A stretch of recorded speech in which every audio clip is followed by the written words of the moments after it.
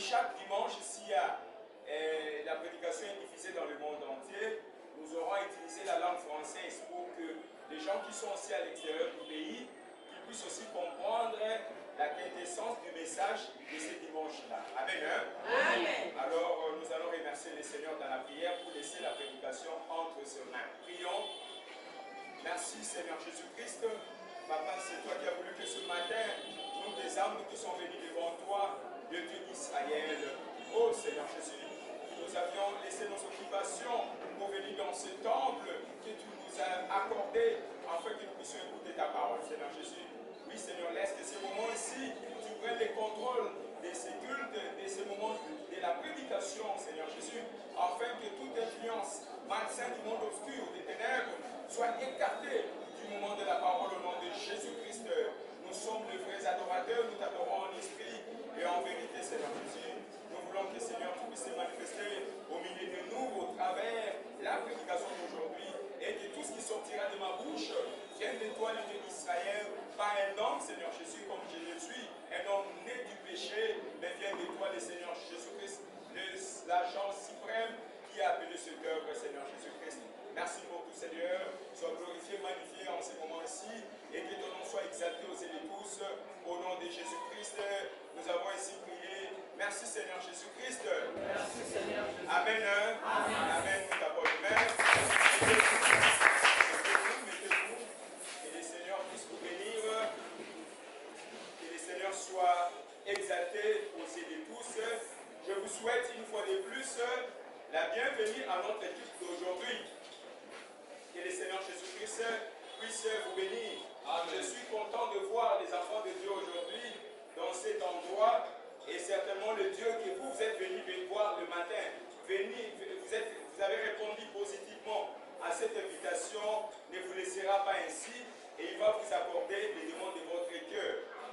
Amen. Hein? Amen. Nous avons passé toute cette semaine, nous étions dans la présence du Seigneur, comme nous avons le message du jour qui est l'évangile libre.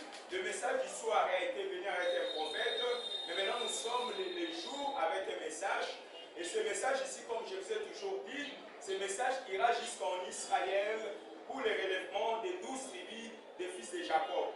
Jacob avait 12 fils et les descendants de ces 12 fils qui ne sont plus aujourd'hui avec nous, mais leurs descendants sont aujourd'hui en Israël là-bas. Ils sont en train d'attendre l'arrivée du prophète pour qu'ils puissent comprendre réellement que c'est Jésus qu'ils ont crucifié à la croix, que c'était leur Dieu. Et comme le prophète Zacharie le dit, ils vont pleurer amèrement sur celui qu'ils ont percé. Amen. Amen.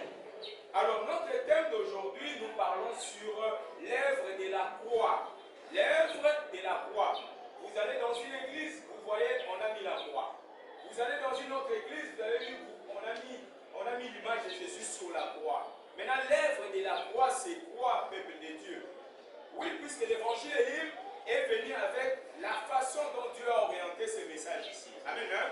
C'est ainsi, vous verrez, mes prédications seront différentes des autres pasteurs, des autres prophètes ou apôtres et docteurs. Dieu a envoyé un prophète dans notre génération afin que nous voyons les chemins que Dieu nous a tracés afin que nous puissions retourner à lui, puisque nous sommes sortis de Dieu. Amen. Hein? Amen.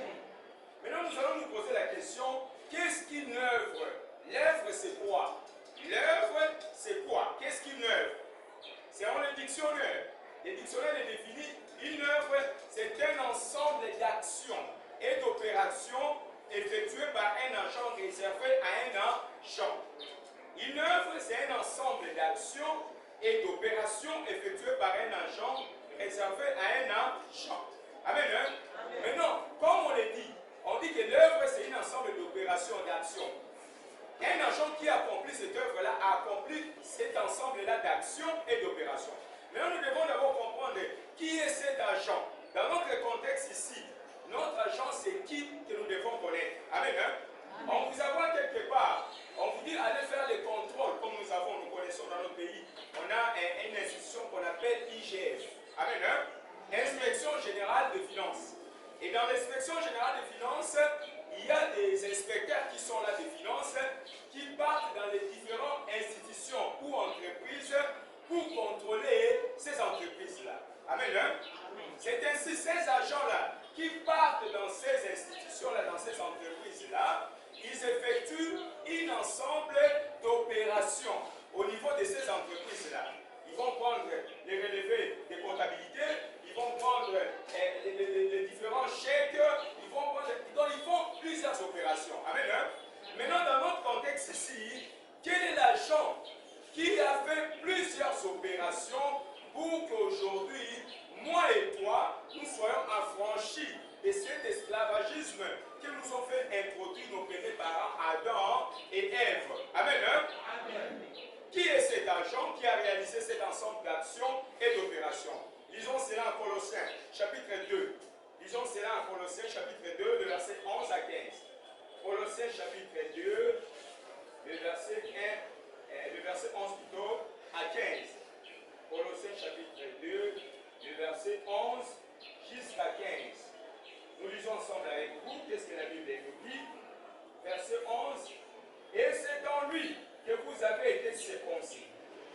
Une circoncision que la main n'a pas faite, mais la circoncision de Christ, qui consiste dans le dépouillement du corps de la chair, ayant été enseveli avec lui par le baptême, vous êtes aussi ressuscités en lui et avec lui par la foi à la puissance de Dieu qui l'a ressuscité des morts. Verset 13. Vous étiez morts par vos offenses et par l'incirconcision de votre chair. Il vous a rendu à la vie avec lui en vous faisant grâce pour toutes vos offenses. Verset 14.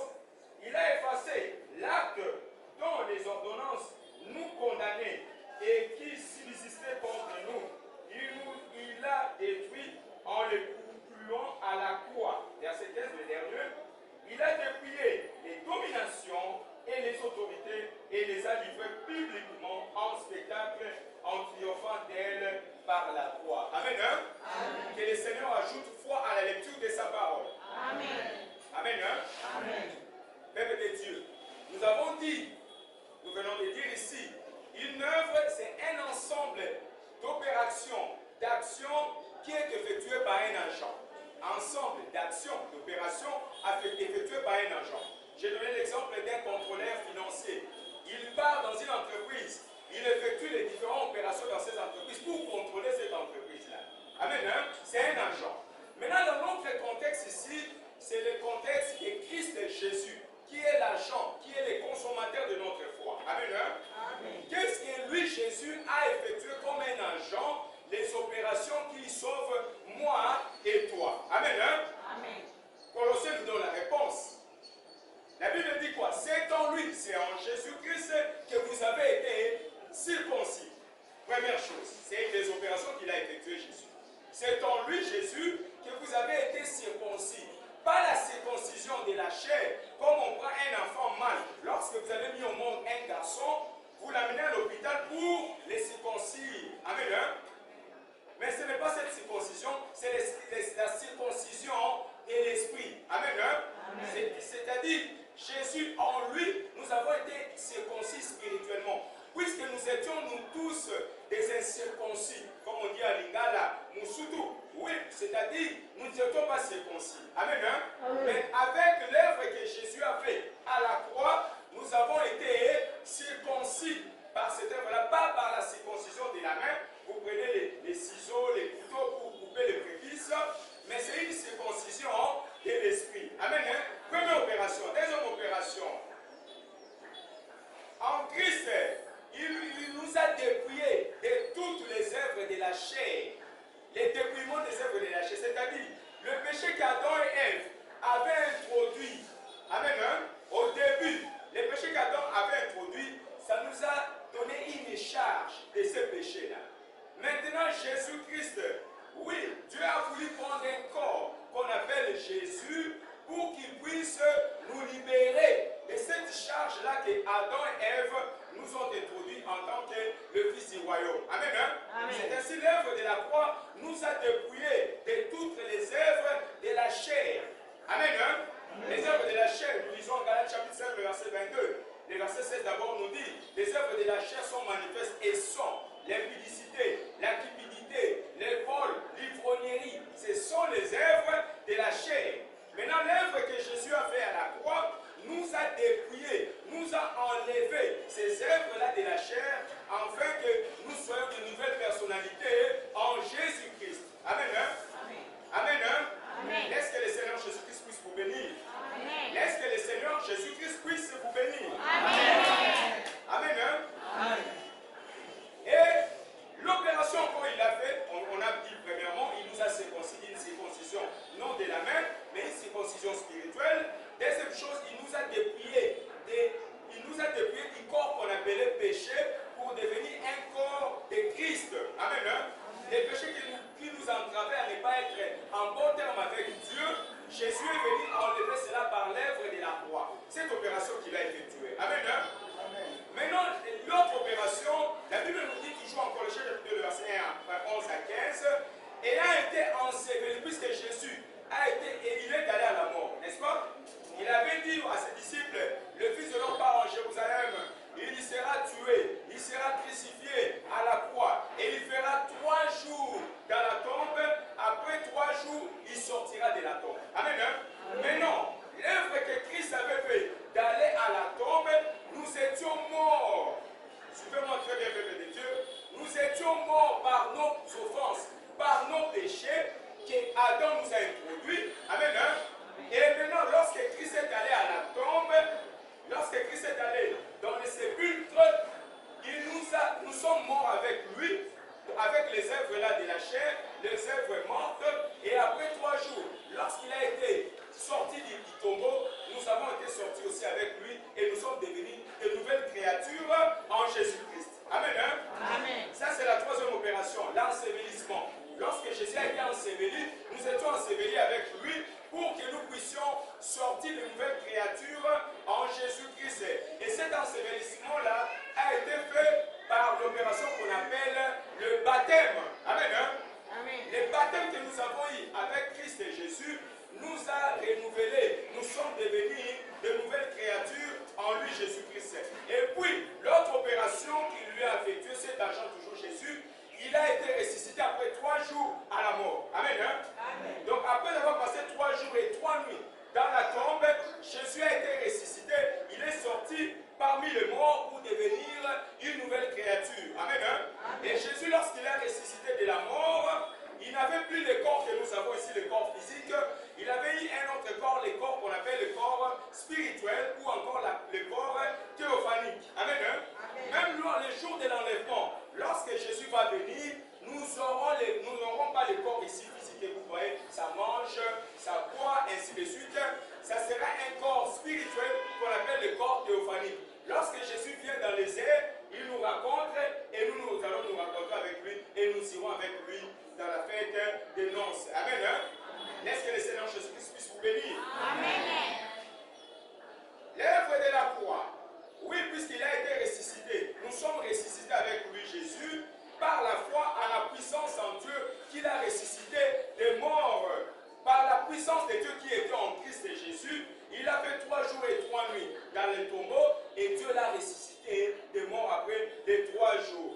Nous qui étions morts, amen, hein? Puisque Romains chapitre 8, verset 1 nous dit, il n'y a plus de condamnation pour ceux qui sont en Jésus-Christ. Mais nous, avant Jésus-Christ, avant cette œuvre de la croix, nous étions condamnés à la mort. Puisque Dieu avait dit à Adam, qu'est-ce qu'il a dit? Comme tu n'as pas respecté mes ordonnances, comme tu n'as pas respecté mes lois, maintenant toi, Adam, la condamnation est entrée dans votre vie. Amen. Hein? Puisque tu n'as pas respecté, c'est comme toi, papa, toi, maman dans la maison, un enfant que tu lui dis, ne pars pas dehors. Si tu pars dehors, je vais te punir. Mais cet enfant ne t'écoute pas, il part dehors. Et quand il revient, tu vas le punir, n'est-ce pas? C'est comme Dieu aussi. Il a ordonné à Adam, vous ne devez pas faire quelque chose qui est contraire à moi, le Seigneur, pour que vous ne puissiez pas être punis. Mais comme Adam n'a pas respecté, comme Adam n'a pas respecté le principe de Dieu, la condamnation était tombée sur Adam. Amen. Hein? Et comme nous sommes ici d'Adam, nous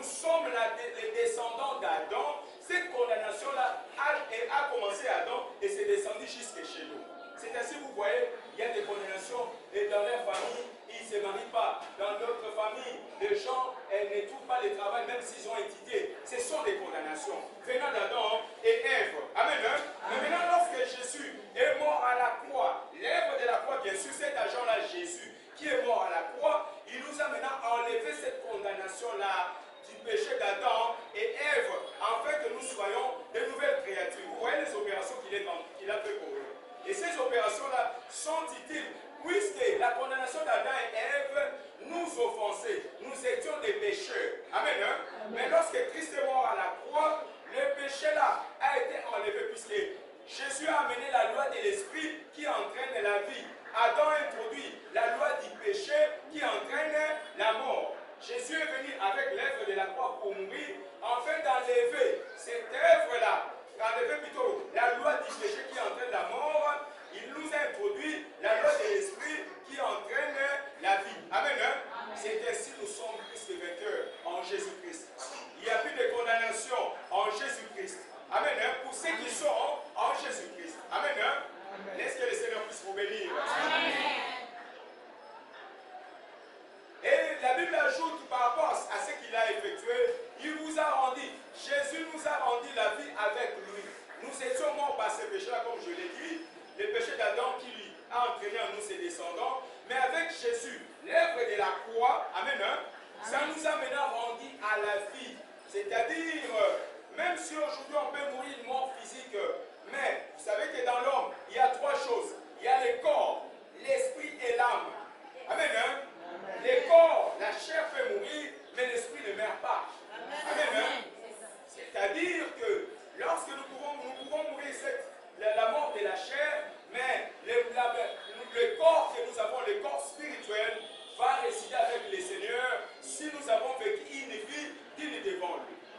Nous ne devons pas vivre une vie indigne devant Jésus. Une vie où on reproche. Nous devons vivre une vie sans reproche. Amen. Nous savons que nous sommes des pécheurs, mais certainement, l'œuvre que Christ avait fait à la croix nous fait renouveler une nouvelle vie en Jésus-Christ. Amen. Et puis la Bible nous ajoute, oui, par la grâce, oui, par l'œuvre qu'il a effectuée, il y a une grâce qui est descendue sur nous. Amen. Nous étions des pécheurs, mais l'œuvre de Christ à la croix, la grâce a été descendue. C'est-à-dire, si vous plaidez, Seigneur, j'ai fait des péchés, j'ai commis des choses qui ne sont pas bien devant toi, laisse que ta grâce, en lingala, ngolu, nayo, oui, puisse descendre sur ma vie. La grâce de Dieu va descendre à ta vie.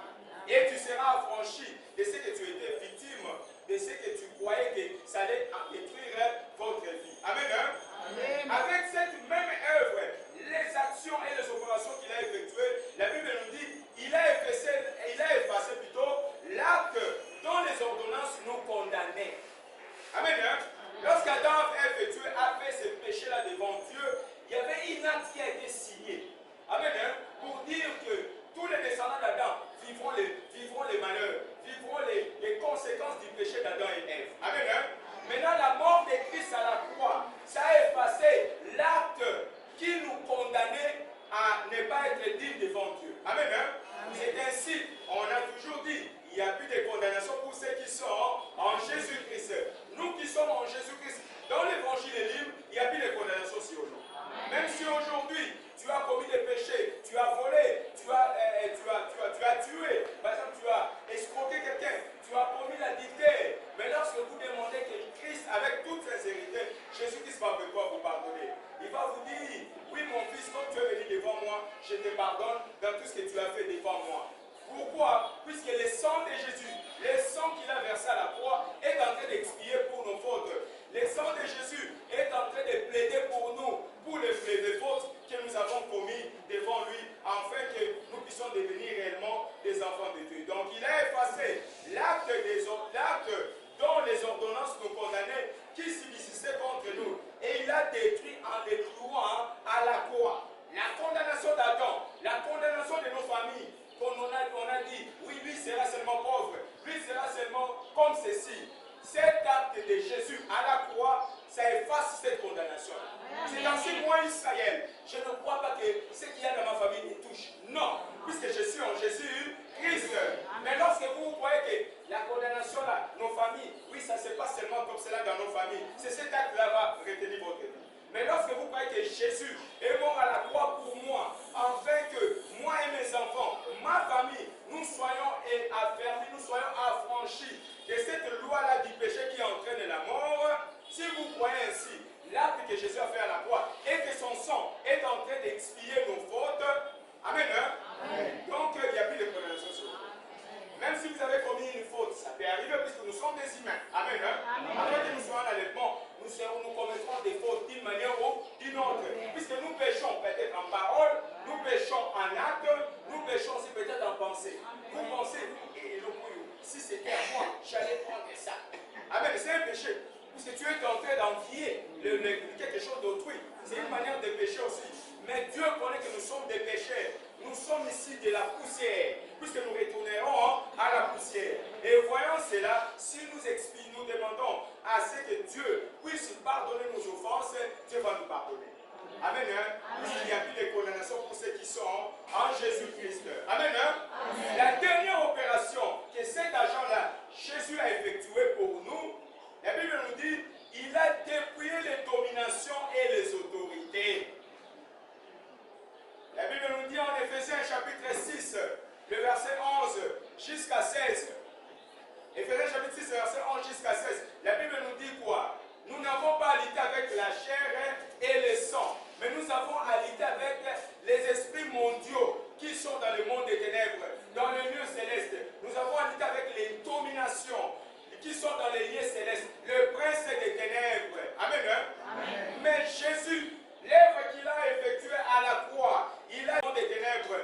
Jésus les a dépouillés par l'œuvre qu'il a effectuée à la croix, lorsqu'il est mort pour cela. Amen. Hein? Amen. Donc, tout ce que nous avons besoin, toute condamnation, tout malheur, toute chose venue du monde des ténèbres qui nous offense, si vous venez devant la croix de Jésus, si vous venez devant ce sacrifice suprême qu'il a effectué à la croix, tout ce qui a été comme condamnation est pardonné par le sang qui est en train d'expier jusqu'aujourd'hui. C'est ainsi, peuple de Dieu, nous sommes dans la joie. Nous qui sommes dans l'évangile libre, l'évangile que Dieu, le message que Dieu a envoyé, le message du jour, la condamnation n'est plus sur nous. Amen. Nous sommes affranchis. Nous sommes de vraies personnalités en Jésus-Christ. Même si quelqu'un peut dire des mots contre vous, c'est nul le sens de Dieu. Puisque nous savons que nous qui sommes en Christ Jésus, dans l'évangile libre, la condamnation n'a plus égard avec nous. Cette condamnation-là est jetée dans la mer des oublis. Nous sommes maintenant des gens qui sont des invincibles en Jésus-Christ. Amen. Hein? Quand une personne est invincible à Jésus-Christ, c'est-à-dire c'est une personne que personne ne peut toucher. Amen. Hein? Amen. Personne ne peut toucher cette personne-là. Et moi, Israël, je suis invincible. Vous, mes enfants, vous êtes aussi invincibles.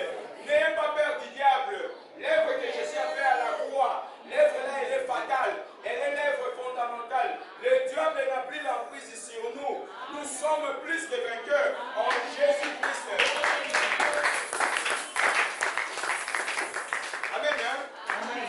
Et qu'est-ce qu'il a été encore dit? Il a dépouillé les dominations et les autorités. Et il les a livrés publiquement.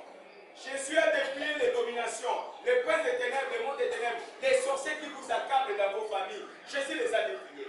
Si tu es sincère devant le Dieu, Jésus-Christ dans l'évangile, si tu es sincère, la chose qu'on a pris il y a plusieurs années, je l'ai dit en Lingala, plusieurs annonces, ici, si tu es sincère, tu vas l'obtenir. Au nom de Jésus-Christ.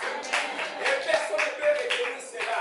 Puisque l'œuvre de la croix, Jésus en tant qu'agent dans cette œuvre-là, il a généré aussi, il a mis au monde d'autres agents comme moi, Israël. Je suis son agent. Amen. Hein?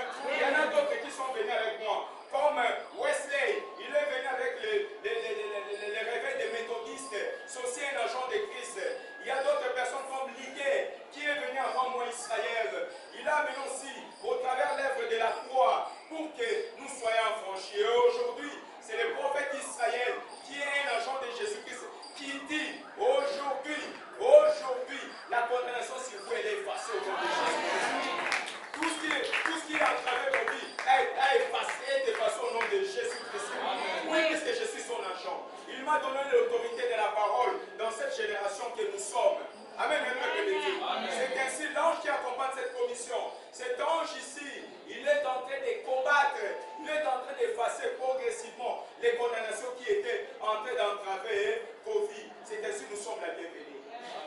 sommes la bienvenue dans l'œuvre de Christ qui est l'évangile et l'hymne. Amen. Et la Bible ajoute quoi? Il les a livrés bibliquement. C'est lui qui retient les princes des ténèbres, les dominations, ces autorités-là. L'œuvre de la croix que Jésus a fait. Oui, cette œuvre-là a livré bibliquement les autorités, les dominations du monde des ténèbres, les dominations du monde obscur, du monde céleste, là où ils sont en train de faire leurs histoires. L'œuvre de la croix, Jésus les a dépouillés bibliquement. Jésus les a livrés bibliquement en spectacle. Amen. C'est ainsi, nous sommes plus que vainqueurs en Jésus-Christ. Rien de condamnation de la famille ne pourra me toucher ma vie, ne pourra toucher mon mari, ne pourra toucher mes enfants, ne pourra toucher moi-même. Je suis en Jésus-Christ. Je suis sous l'ombre du Très-Haut. Je suis sous l'ombre de la main de l'agneau de Dieu. Donc rien dans ce monde ne pourra me toucher. C'est ainsi, peuple de Dieu. Même si tu veux traverser les difficultés en ce moment-ci, n'aie pas peur. N'aie pas peur. Dis seulement que mon Rédempteur, le lion de la tribu de Juda, il est vivant. Il ne pourra jamais m'abandonner. Ça, c'est un vent qui est venu dans ma vie. Mais ce vent-là ne pourra pas me retourner en arrière. Je sais que c'est lui qui a prononcé la parole. Il est fidèle. Il ne renoncera pas à la parole. Et la parole qui sort de la bouche du prophète d'Israël, ce sont des paroles infaillibles. Ce sont des paroles infaillibles. Ça ne tombera pas. Lorsque le Seigneur dit, tu iras en Europe, c'est toi que tu iras en Europe. Il dit que tu vas te marier. Tu vas te marier. Tu as envoyé son argent, les prophètes d'Israël, afin que tu sois affranchi, afin que tu sois épargné. Tu sors de ces condamnations-là. C'est ainsi, peuple de Dieu. N'ayons plus souci. Regardons vers la croix. Regardons le sang de l'agneau. Que cela puisse être déversé sur nos vies. Demandez que le sang de Christ et Jésus puisse retomber sur ma vie, sur la vie de mes enfants, afin que cette condamnation de dire que, comme papa l'a dit ça, ça n'a plus les effets sur nous. Au nom de Jésus, puisque Jésus, l'œuvre qu'il a fait, n'a aucune. Tous les œuvres mortes du diable n'ont aucune influence sur nous, au nom de Jésus-Christ. Amen. Et si Jésus a triomphé par l'œuvre de la croix, tous les œuvres mortes du diable, il a triomphé par la croix, toutes ces dominations-là, toutes ces principautés qui nous accablent, qui font en sorte que nous ne puissions pas être libres dans nos vies. Jésus, l'agent principal, le consommateur de notre foi, il est celui qui a pris le contrôle de nos vies en Christ Jésus. Amen. Amen. C'est ainsi, cet ensemble d'actions et d'opérations effectuées par cet agent qui est Christ et Jésus, la Bible nous dit en Hébreux chapitre 12, verset 2, lisons Hébreux chapitre 12, verset 2, Hébreux chapitre 12, verset 2, Hébreux chapitre 12, verset 2, Hébreux chapitre 12, le verset 2, qu'est-ce que Jésus dit? Ayant le regard sur Jésus, le chef et le consommateur de la foi, qui est en vue de la joie qui lui était réservée, a souffert la croix, méprisé l'ignominie et s'est assis à la droite du trône de Dieu. Amen. Ayant le regard sur Jésus, c'est lui l'agent principal, c'est lui le consommateur de notre foi. Amen. Et lorsque nous avons le regard vers lui, toutes ces condamnations, toutes ces lois mortelles, toutes ces lois du péché sont effacées devant nos vies. Puisque Jésus est notre principal agent qui nous a franchis de ces lois-là. C'est ainsi que je déclare, en tant que son prophète, que toute marque ou écriture du monde des ténèbres qu'on ait écrit sur votre vie soit effacée au nom de Jésus. Et que toute parole amère qu'on a prononcée contre vous dans le monde des ténèbres soit anéantie au nom de Jésus-Christ. Et que Jésus prenne le contrôle de ta vie. Et que tu puisses être la personne que Jésus a franchie, la personne que Jésus a bénie dans cette génération où nous sommes. Nous sommes dans la dernière génération. Dieu a utilisé d'autres serviteurs de Dieu. Oui, puisqu'il a utilisé d'autres serviteurs de Dieu. Ils sont au nombre de 7 au cours des âges. Il y a eu Paul, il y a eu Irénée, il y a eu Colomban, il y a eu Luther, il y a eu d'autres serviteurs de Dieu. Jusqu'à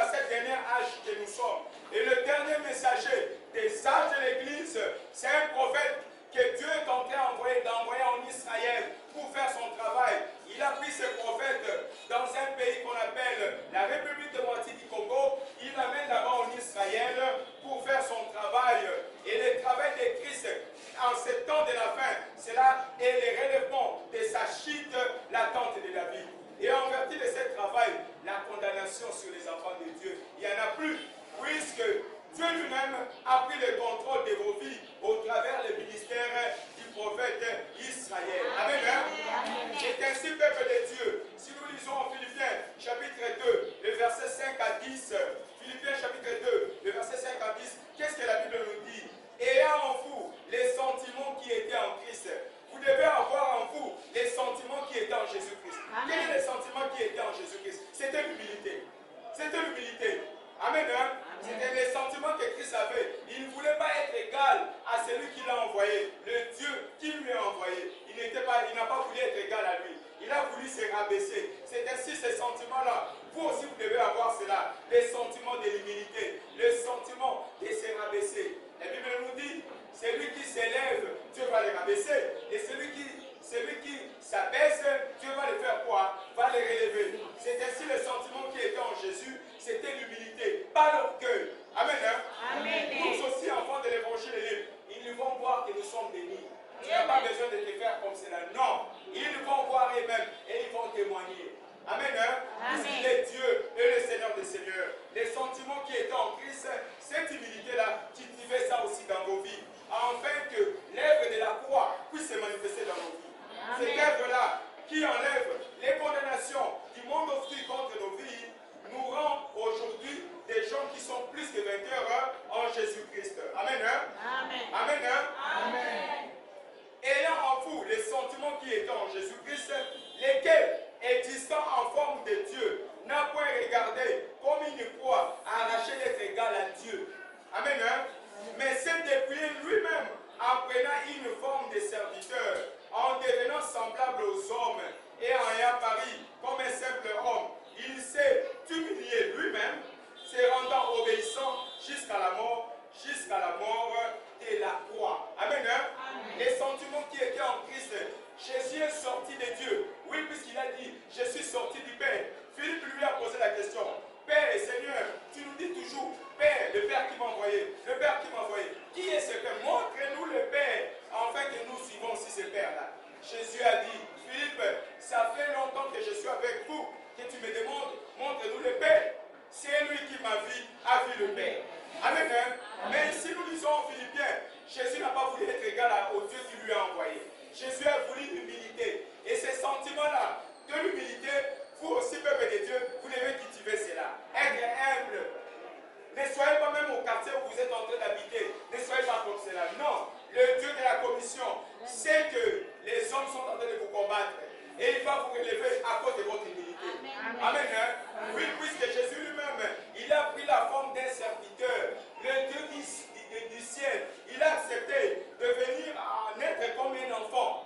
Dieu qui a créé le ciel et la terre et les choses qui y sont. Il a pris le corps d'un homme, il a pris le corps d'un enfant pour venir naître dans une crèche, peuple de Dieu. Amen. C'est ça l'humilité. Et il est né dans une crèche pendant que la loi a été dite par Moïse. Je vous susciterai un prophète d'entre les frères juifs, comme Moïse, toi, mon serviteur. Les Juifs s'attendaient que Jésus là, oui, le prophète qui devait venir comme Moïse, devait venir avec les magnificences, la grandeur, les choses extra qui va attirer les yeux des hommes. Mais Jésus n'est pas né de la sorte. Il est venu naître dans une crèche. Mais les mages de l'Orient, ils ont vu l'étoile de Jésus, là où il s'était, et ils sont venus pour l'adorer. Amen. Oui, puisque c'était le roi du ciel de la terre, est venu naître dans une crèche. Et ce qui est vrai, le Dieu d'Israël se cache et se révèle dans la simplicité. Amen. C'est ainsi, peuple de Dieu. Soyons simples. Laisse que le Seigneur Jésus prenne le contrôle de tout. Ne sois pas orgueilleux. Les orgueilleux, tu les rabaisses. Moi, j'en ai vu des hommes orgueilleux qui avaient vécu à l'époque de Mobutu. Nous avons vécu avec des hommes comme Saddam Hussein.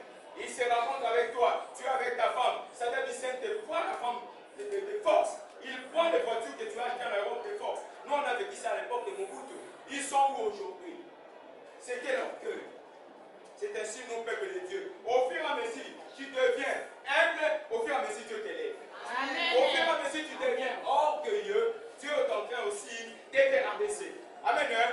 Nous qui sommes entrés dans cette parcelle où moi je suis aujourd'hui, un homme qui était orgueilleux, mais aujourd'hui Dieu l'a rendu, l'a réduit en silence. Il n'y a même pas à manger chaque jour. Il n'y a plus à manger. Pourquoi? Amen. Hein? C'est ainsi, peuple de Dieu, sont humbles, ayant les sentiments que Christ avait, les sentiments de l'humilité. Il a pris la forme, le Dieu du ciel a pris la forme d'un serviteur. Il est venu servir pour nous, puisqu'il a dit lui-même, il a dit à ses disciples que le Fils de l'homme est venu pour servir, pour ne pas être servi. C'est ainsi, moi Israël, je suis votre serviteur. Je suis venu vous servir. Je ne suis pas venu comme les autres pasteurs. Il s'assit avec plusieurs voitures là-bas. Il est là orgueilleux. Non! Dieu vous a donné cette mission pour être les serviteurs des gens qui sont sur le banc. Les serviteurs qui sont sur les chaises. Toi, tu n'es pas le plus puissant qu'eux. Puisque parmi eux, il peut y avoir un enfant qui connaît, qui a vraiment l'onction de Dieu. Tu peux les toucher comme cela. Il te frappe. Le Dieu qui est derrière lui te frappe pour savoir que Dieu s'oppose aux orgueilleux et il fait humble à ceux qui sont humbles devant lui. Il fait miséricorde à ceux qui sont humbles. Oui, puisque Dieu est le Seigneur des Seigneurs. Laisse en cette saison ici que le Seigneur puisse t'élever. Laisse que les finances que tu as cherchées dans cette saison-ci, tu puisses palper cela de tes mains au nom de Jésus. Laisse que le Dieu de la commission puisse te rendre humble afin qu'il puisse t'élever dans cette saison. Au nom de Jésus-Christ, oui, puisqu'il est Dieu et le Seigneur des Seigneurs. C'est ainsi, peuple de Dieu, nous allons maintenant, nous devons nous dire, Jésus est mort pour nous, cet agent principal, il est mort à la croix pour nous, afin que nous soyons affranchis, afin que nous soyons circoncis sur le plan spirituel de la circoncision venant du ciel, et afin que le jour que nous allons venir le rencontrer, nous soyons des gens qui sont debout devant Jésus à la rencontre dans le zèle. Amen. C'est ainsi, peuple de Dieu. Soyons-en sûrs que la condamnation qui nous condamnait dans nos familles a été effacée dans nos vies. Et nous sommes aujourd'hui des gens qui sont approuvés par Jésus au travers l'œuvre de la croix. C'est ainsi, peuple de Dieu, l'œuvre de la croix. Jésus a versé son sang précieux, le sang parfait. Oui, le sang parfait. Il a versé cela à la croix. Et ce sang-là est en train de crier pour nos fautes. Quelle est la faute que tu as commis, mon fils? Ma fille, qu'est-ce que tu as commis qui dérange ton cœur? Qu'est-ce que tu as fait qui te dérange des années? Même maintenant là, qu'est-ce que tu as fait pour que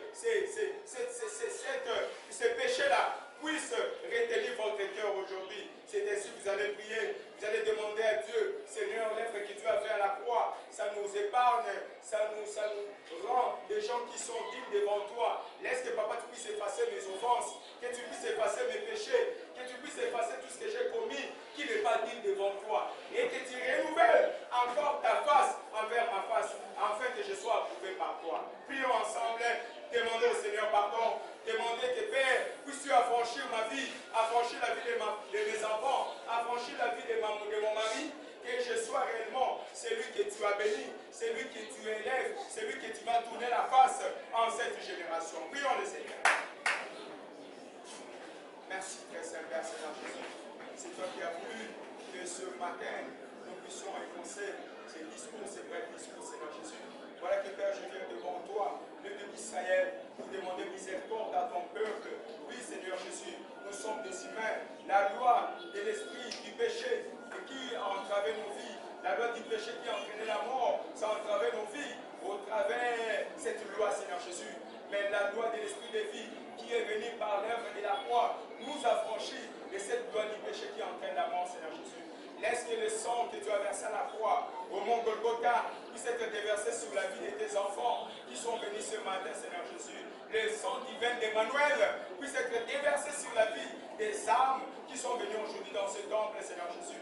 Et que les condamnations qui ont entravé nos vies, les condamnations venant de nos familles, des lois, des liens générationnels, des parents, oui, des arrière-parents, soient effacées sur nos vies au nom de Jésus-Christ. Puisque nous avons pris, Papa, nous avons pris à l'œuvre que tu as envoyé en ce temps de la fin.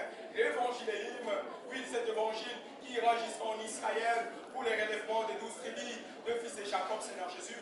Laisse que Papa, oui, au travers de cette œuvre, nous qui avons accepté volonté de naître dans cette église, de naître dans cet évangile, nous puissions être affranchis de ces lois-là, de ces condamnations familiaux, de ces condamnations héritant des arrière-parents, Seigneur Jésus. Oui, Père, soutiens-nous, aide-nous, Seigneur Jésus, et que nous soyons approuvés par toi, et que tu nous renouvelles ta face au milieu de nous, au milieu de nos vies, que nos enfants soient affranchis de ces condamnations-là, que nous-mêmes nous soyons affranchis de ces condamnations-là, qu'ainsi de suite, nous soyons franchis de cela et que tous ensemble, nous puissions hériter la vie éternelle qui est pour bientôt, que puissions tous ensemble, nous puissions entrer dans le vrai repos, oui, au travers l'œuvre que tu as envoyée dans ce temps de la fin, Seigneur Jésus.